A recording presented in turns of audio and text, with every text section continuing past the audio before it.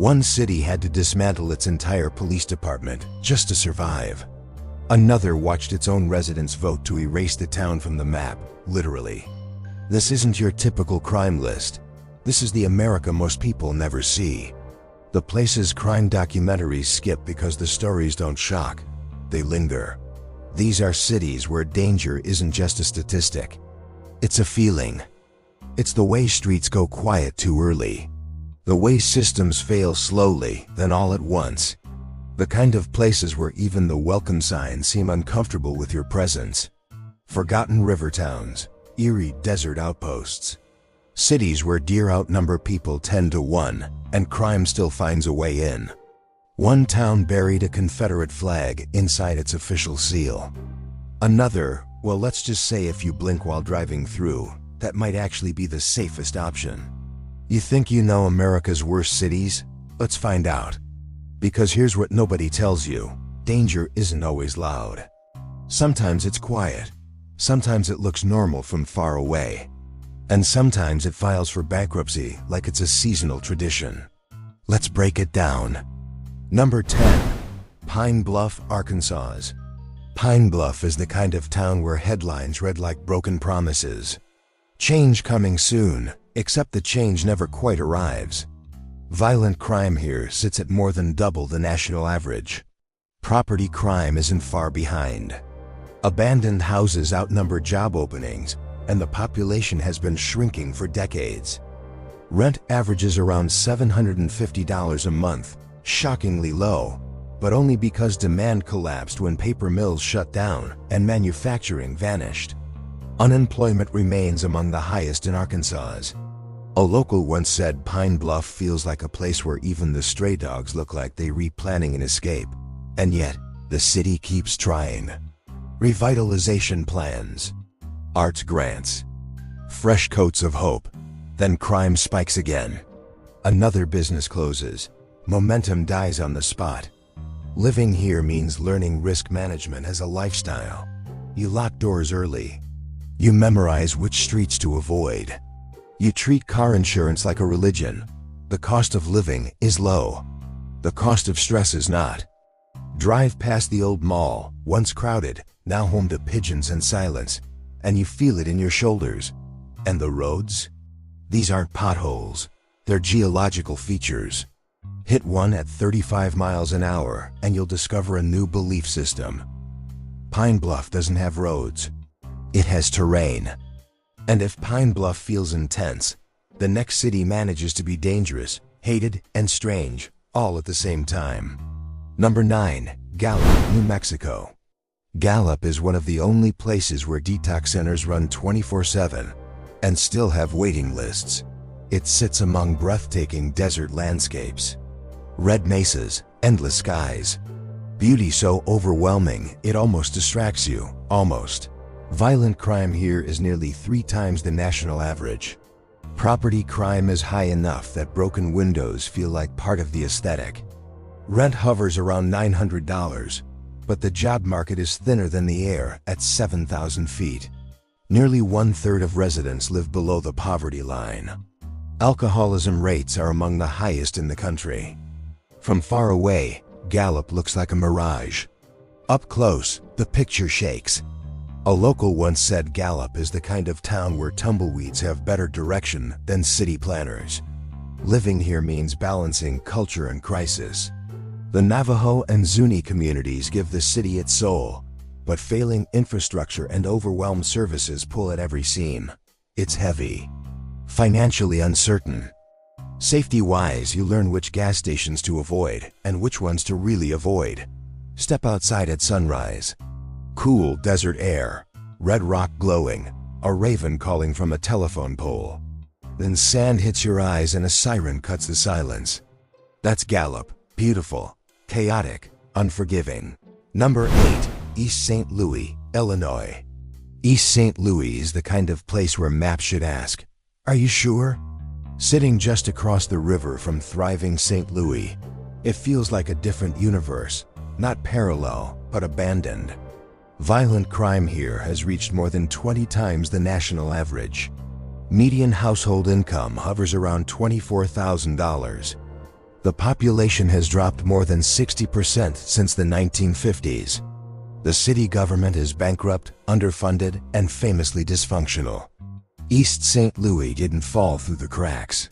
It fell through the cracks, landed in the basement, and the basement flooded.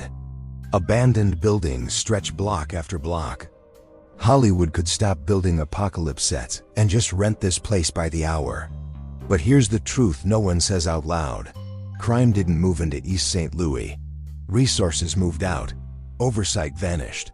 Services collapsed. Streetlights went dark and stayed that way. When systems fail, streets follow. And yet, somehow, the community remains. Churches, block parties, youth programs. People stitching together what institutions abandoned decades ago. East St. Louis has heart. It just hasn't had backup. Number 7. Gary, Indiana. Gary is what happens when a city becomes a memory before it becomes history. Once a steel empire, factories roaring, paychecks steady, hope predictable. Then the mills shut down, automation arrived. Half the city vanished. Today, Gary feels less like a city and more like a paused moment. Population down from nearly 180,000 to under 70,000. Entire blocks sit empty. Violent crime 4 times the national average.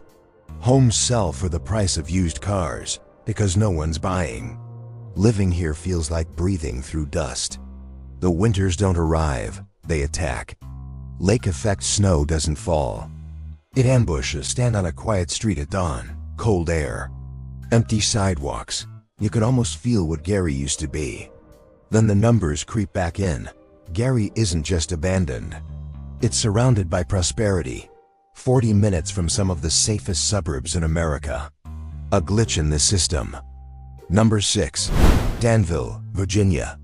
Danville looks charming at first. Historic brick buildings, church steeples, wide porches. Then you read the fine print. Violent crime double the national average. Median income far below state norms. An economy built on industries that left decades ago. Until recently, the city seal still carried a Confederate flag, not nostalgia, but identity. Living here feels like a city stuck mid-argument with itself. Progress versus the past. Change versus comfort. Downtown revival projects fade a few blocks out. Hope becomes a construction zone. Danville doesn't lack history, it lacks direction. Number 5. Compton, California. Compton is the only place where a man on horseback can pass you while gunshots echo 2 blocks away. Its reputation is earned, but incomplete. Yes, crime. Yes, gangs. Yes, poverty. But also equestrian neighborhoods. Family roots. Communities fighting gentrification with everything they have. Crime is falling, but rents are rising. And displacement is moving faster than safety. Compton is changing. The question is who gets to stay. It's loud, it's vibrant. It never fully sleeps. Compton isn't dangerous because it's broken. It's dangerous because it's in transition. Number 4. Wilkinsburg, Pennsylvania. Wilkinsburg tried to fix itself by disappearing. Population down more than 50%. Crime high. Taxes higher than nearby Pittsburgh, with fewer services. The town tried to merge with Pittsburgh in 2022. Even that failed. Living here feels like being forgotten mid-sentence. A place full of pride, trapped by paperwork and decay. Hopeful, haunted, stuck. Number 3. Stockton, California. Stockton declared bankruptcy, then somehow got more expensive. Violent crime double the national average. Rent rising, jobs unstable. Luxury condos sit blocks from desperation. Progress exists, but it's selective. Stockton looks like California, but it runs on foreclosures and heat exhaustion. It's a comeback story that keeps restarting. Number 2. Camden, New Jersey. Camden fired its entire police department to survive. That's not metaphor, that's policy. Once the most dangerous city in America, Camden hit reset. Did it fix everything? No, but it revealed something important. Systems can fail people. And people still survive anyway. Camden is contradiction layered on contradiction. Development next to decay. Hope next to exhaustion. It didn't collapse. It rebooted. Number 1. Newburgh, New York. Newburgh looks like a postcard. Victorian homes, river sunsets, quiet streets. Until it doesn't. Violent crime 4 times the national average. Poverty rising, trust shattered. Living here feels tense, even when it's calm. Potential everywhere, stability nowhere. Newburgh isn't loud danger, it's quiet unpredictability. And that makes it the most unsettling of all. Because danger isn't always obvious. Sometimes it's subtle, sometimes it's systemic, and sometimes it smiles at you from a distance, right before it reminds you why people left. And now you know.